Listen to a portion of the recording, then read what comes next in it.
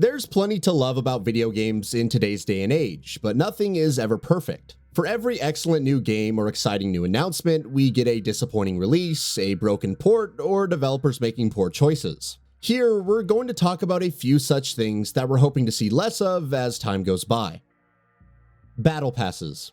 When first introduced, Battle Passes felt like a decent compromise between publishers who wanted to monetize their games and players who wanted that reined in. But at this point, it's hard not to groan anytime it's confirmed that an upcoming game will feature a Battle Pass system. Maybe it's because most Battle Passes failed to provide a satisfying look of progression and rewards, or maybe it's because of the strong association Battle Passes generally have with poorly thought out live service models. Either way, we wouldn't mind seeing fewer games cramming Battle Passes down our throats in the future. Poorly supported live service games. The value of a well-made and well-supported live service game simply cannot be overstated, and from Destiny 2, Fortnite, and Sea of Thieves to No Man's Sky and more, there's no shortage of games that have done justice to the games as a service model. Sadly, they're outnumbered by games that try to walk that same path, but fail to do so to varying degrees. These are games that either cannot put together a decent roadmap for post-launch support, or just as often, games that cannot keep up with the promised roadmap. And frankly, we've had more than our fair share of these by now. Free-to-play multiplayer shooter Oversaturation. We get it, multiplayer shooters are fun. Well, they can be if the developers do them right and they continue to support them well. Often either one or both of those things don't happen though. The free-to-play multiplayer shooter space has clearly seen a massive explosion in popularity over the last half-decade or so, but that success has gone hand in hand with way too many pretenders and poorly designed or poorly supported games trying and failing to get a piece of that pie as well. Whether that wave will slow down to a trickle at any point in the relatively near future remains to be seen. Cheating in multiplayer games. This is a problem that has continued to grow increasingly prevalent in multiplayer games, and boy is it infuriating. Hackers and cheaters have proven detrimental to the experience in a number of online games to varying degrees, often to the extent of driving players away en masse. Developers are, of course, continuing to find ways to keep the issue at bay, so here's hoping those measures continue to get more and more effective. Always online requirement for single player. DRM implementation can take a variety of forms, and each is usually met by dissatisfaction from players, but nothing is quite as annoying as needing a persistent internet connection even when you're playing a game solo. Gran Turismo 7 and Redfall are recent prominent examples of this, but there have been plenty more over the years, and it's always a baffling move by developers. If a player wants to ignore a game's online component and play it completely solo while disconnected from the internet, maybe they should just have the option to do that. Single-player devs chasing multiplayer trends. We love seeing developers trying new things and experimenting with ideas that may be outside their comfort zone, but maybe not as a rule. Because if there's one thing we've learned by now, it's that more often than not, developers that are known for developing single-player experiences very often don't see a lot of success when they try to move into the multiplayer space.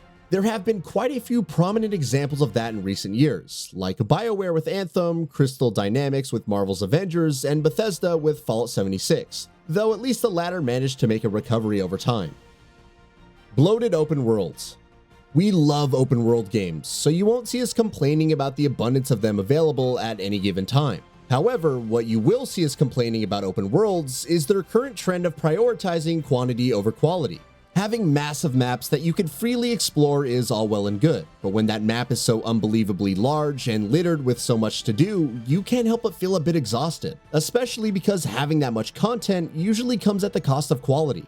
We'd much rather have smaller, denser maps that might have less content, but content that doesn't feel like it was almost procedurally generated, whether that's quests, side activities, or even parts of the open world itself. 60 FPS still not the standard.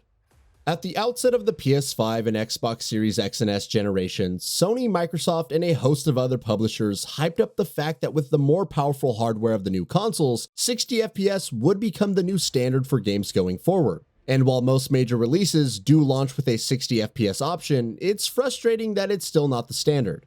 Recently, for instance, Arcane announced that Redfall would feature a 60 FPS option at launch, and for a first-party title releasing exclusively for current-gen hardware at this point in the generation, that's a hard pill to swallow. Too many cross-gen games. Cross-gen games have always been a thing, but they have had a much longer life during this generation transition than they ever had in the past. Yes, circumstances like the worldwide stock shortages for consoles did have a role to play in that, but we're now 2.5 years into the console generation, and the majority of games still tend to be cross-gen releases. Hopefully, it won't be long before games that weren't held back due to having to run on significantly weaker hardware start becoming the norm. Too many development reboots. Developing games can be an unbelievably complicated and challenging process, and every single project goes through plenty of iteration, while plenty also end up on the cutting floor. But with startling frequency, we hear of games where those issues go so far that developers are forced to hit the reset button and start over. These development reboots wouldn't be much of an annoyance to audiences if they didn't lead to significant delays for games that they've already been waiting for years, which incidentally brings us to our next point. Games getting announced too early.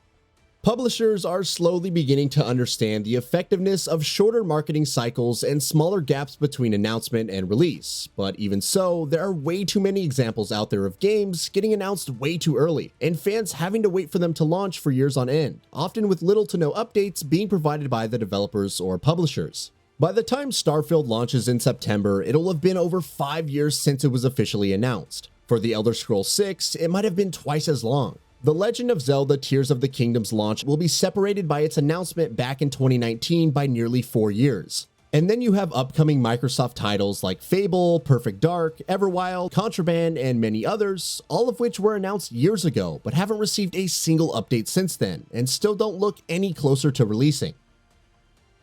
$70 games. From the prevalence of in-game monetization models, to the increasing prices of hardware, to the barrage of season passes and deluxe editions and what have you, we're inundated by games looking to make a dent in our wallet. So it's no surprise that games increasing their standard price to $70 is something that hasn't gone down well with anyone. On PS5 and Xbox Series X and S, major publishers like Microsoft, Sony, EA, Activision, Take-Two Interactive have all started pricing their games at a standard $70 price. Hell, even Nintendo recently announced that The Legend of Zelda Tears of the Kingdom would be a $70 game, and that's releasing for a 6-year-old tablet that was underpowered even at launch. Too many crappy PC ports.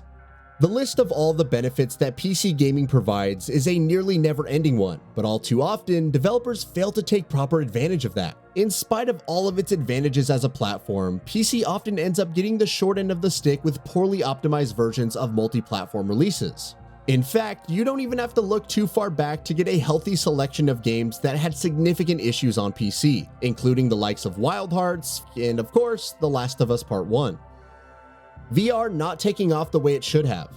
We were all excited about the promise of VR a little over a half-decade ago, but several years on, it feels like it just hasn't gathered any sort of momentum, at least not enough to have broken out of its niche corner by any means. VR hardware has, of course, grown better and more convenient to use, while we've also seen a number of notable releases that have proven how excellent VR games can be, but those victories have still been a bit too sparse. At this point, it's hard to see what the future has in store for VR, but it's clear that it's unlikely to take off the way many had hoped at one point that it would. DRM. The implementation of DRM has often been known to cause dissatisfaction among players for a variety of reasons, and you don't have to look too hard to see prominent examples. Take the Xbox consoles for instance, which seem to go out of their way to make it difficult for you to play anything unless you're connected to the internet, while the implementation of de novo DRM in a number of PC titles has also been known to disgruntle quite a few, in large part thanks to the performance issues it tends to bring with it. So what are your thoughts on this? Go ahead and share them in the comments below. And if you like this video, please subscribe to the channel and enable all notifications by clicking the bell icon to get new video updates. We upload every day and would really appreciate your support. Thanks for watching.